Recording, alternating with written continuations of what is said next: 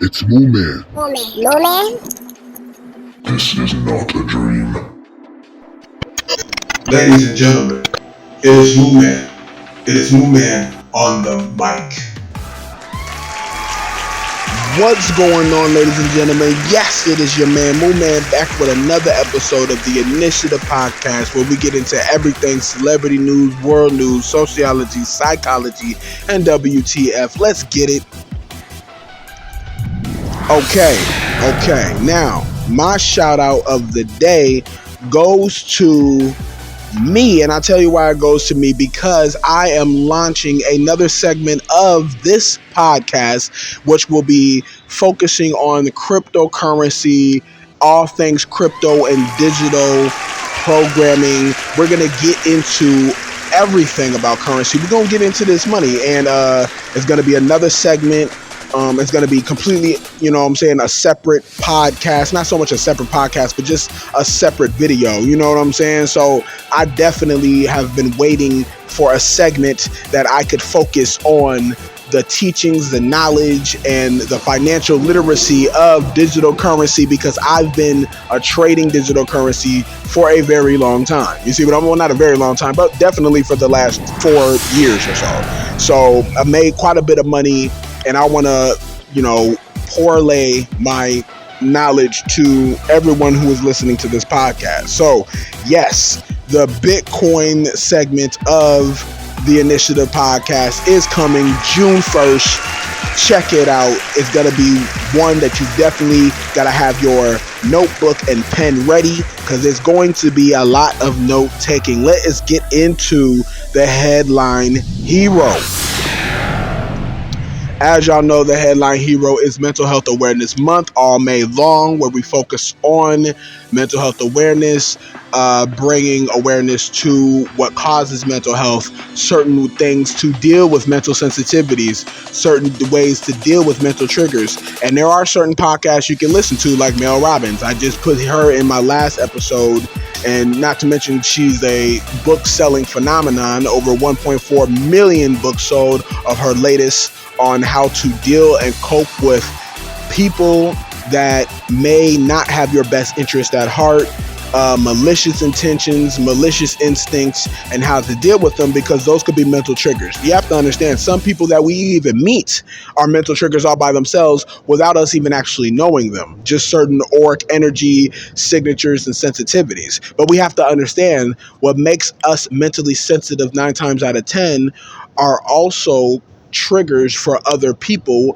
unbeknownst, maybe subconsciously. So I encourage everyone who's dealing with mental sensitivities, no matter how you're dealing with them, no matter what you're dealing with them with, you have to understand that you have to treat people with the highest level of kindness and with the highest level of patience, because everyone is dealing with something, whether they're telling you or not. And that is a fact. Now, let us get into headline hunting. Okay, let's do it. From the Source magazine, Baltimore hip-hop legend RAKIM receives the George Peabody Medal from Johns Hopkins University Peabody Institute, becoming the first rapper ever to earn the conservatory highest honor. The award, presented during Peabody's 143rd graduation ceremony, recognizes RAKIM's groundbreaking contributions to the music and culture. He also addressed the graduates, reflecting on hip-hop's journey from the streets to prestigious institutions.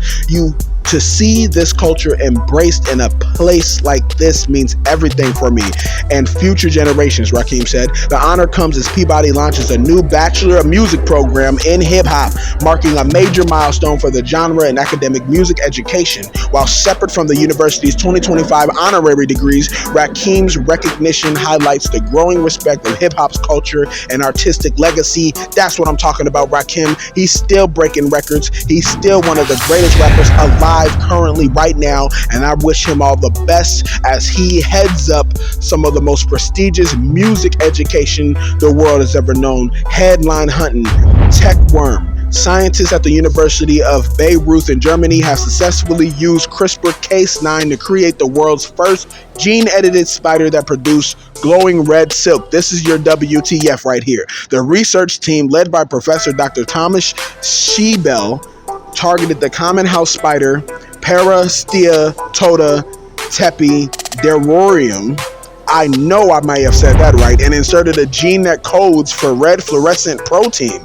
To achieve this, they micro-injected the CRISPR-Cas9 complex along with the desired gene into unfertilized spider eggs. The spiders were under anesthesia with carbon dioxide during the procedure. After mating, their offspring began producing silk that fluorescent red under specific lighting, confirming the genetic modification was successful. This development not only marks a major groundbreaking genetic engineering of arachnids, but also opens new doors for biomaterial research, such as producing customizable silks for medical, textile, and industrial purposes. Now, you can say what you want. I can say one thing and one thing for sure. This is the worst this technology will be, and what do we know behind the scenes that they're using CRISPR-Cas9 for real, for real? Your guess is as good as mine. Let's move. Headline hunting. Pop News, an article by Roger Friedman, Dylan Cartridge, Bubbly's rap song, The Greatness, may be the song of the summer recorded at Abbey Road. What name for rap pop star Dylan Cartridge? He's from the UK. He's been putting out singles for about 5 years now. They are rap and pop very cleverly composed. His new single, The Greatness, sounds like the song of the summer. It's the culmination of many songs all coming together, reminiscent of Black Eyed Peas, I Got the Feeling, Robin Thicke's Marvin Gaye appropriation, Blurred Lines. Okay? That's the feel of it. That's how it sounds. Could this be Cartilage's breakthrough? I think so. Why does it sound so good? Well, he recorded it at Abbey Road Studios, where magic dust falls on control boards. Okay? Listen.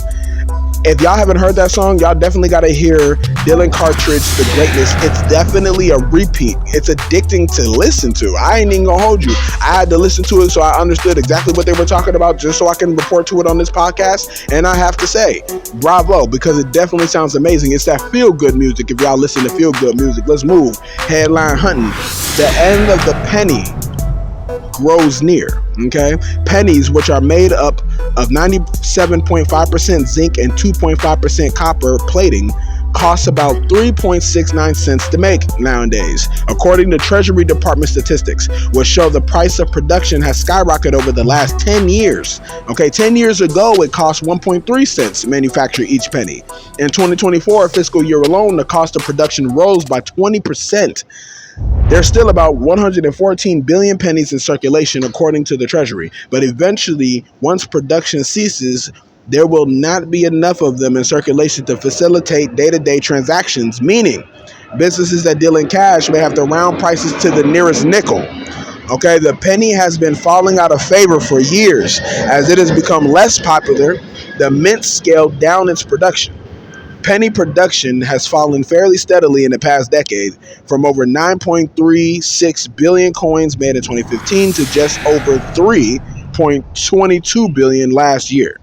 All right, while the Treasury hasn't indicated that nickels are going anywhere, they aren't exactly cheap to produce either. The nickel, worth 5 cents, costs about 13 cents to make.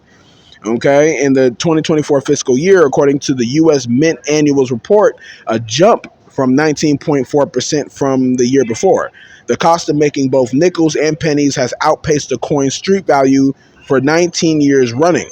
All right, so you already know what that means. That means not only is the attack on physical money increasing, the reliance on digital currency also increasing, and the value of the change. You know what I'm saying? We ain't talking about dollars, $5, $10, $20 bills quite just yet. They still have quite a bit of value to them. But the change, the pennies, the nickels, hopefully the dimes keeps its value. Hopefully the quarters keep their value. Hopefully the 50-cent pieces maybe could keep their value. We don't know. All we know is that the penny's lifespan has now given an expectancy. So we're going to see how that goes. You know what I'm saying? Me personally, it's like that's going to turn into an NFT. You know, okay? For anyone who has been an enthusiast about collecting coins, y'all might want to start collecting these pennies, because in the next 30 years, if they go out of style in the next 5, by the next 40 years, they're about to become keepsakes. All right. I guarantee you the penny's going to come back in style 40 years from now if it goes out of style in the next 5. as some of the greatest valued coin assets in history. I guarantee you that. It may even rival gold coins. I'm just saying, all right? I mean, you never know, you know what I mean? Usually when things go out of fashion, if they don't turn into NFTs, they become keepsake mementos, especially in the future as we move forward into 2026. All right, let's get into the back of the house headline. All right, check this out. Article by Josh Christensen. Trump admin yanks Harvard's international student program, kicking out thousands in latest escalation. Homeland Security Secretary Kristi Noem moved Thursday to kick out thousands of foreign students enrolled in Harvard University and accused its leaders of fostering violence, anti-Semitism, and pro-terrorist conduct from students on its campus. Noem announced the cancellation of the Student and Exchange Visitor Program, the SEVP, for the Ivy League institution means current students from overseas must transfer or leave the U.S. after threatening in a letter last month that leaders not providing data about crimes committed by foreign students would force her hand. All right. The cabinet official also pointed to the recent reports and new congressional investigation into Harvard's purported ties to Chinese military-linked institutions. This administration is holding Harvard accountable for fostering violence, anti-Semitism, and coordinating with the Chinese Communist Party on its campus, she said in the statement. It's a privilege, not a right, for universities to enroll foreign students and benefit from their high tuition payments to help pad their multi-billion-dollar endowments. All right, the program allowed up to 7,000 internationals to come to Harvard in 2024-2025 academic year. Noem has already canceled $2.7 million in research grants to the Ivy League institution last month. On April 16th, Noem fired off a letter to Maureen Martin, Harvard's Director of Immigration Services, requesting information about SEVP students' criminal histories. Okay?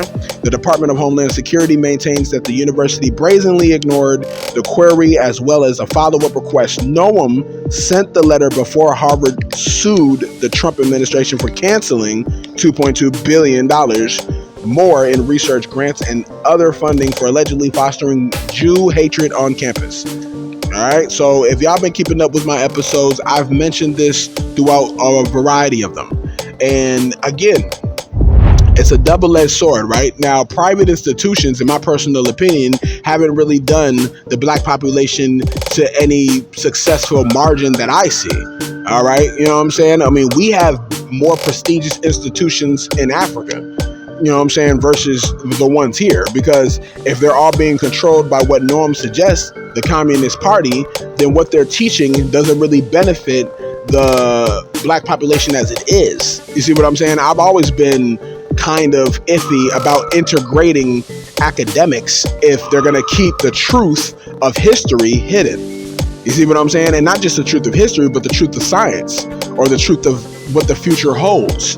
You see what I'm saying? So it kind of just, it's a double-edged sword. It kind of really depends on how you look at it. Although if they have been fostering the opposition knowledge, wisdom, and understanding, or if they have been fostering the opposition so that the opposition can steal patented secrets from our high-level institutions, then that's a problem. And, well, kudos to Noem.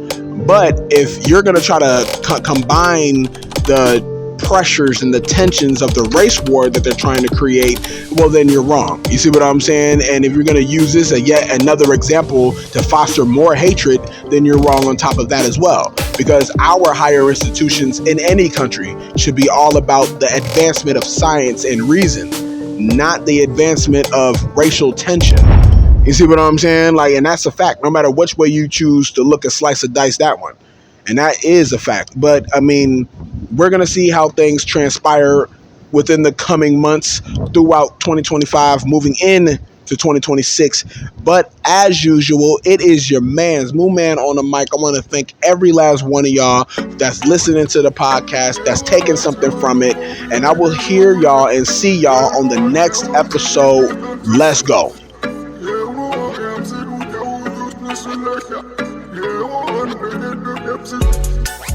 I don't mean no disrespect, but no way. I can't listen to you, I do this my own way. This is not a game, no, I don't play. And you wasn't game before, so now it's no way. no way.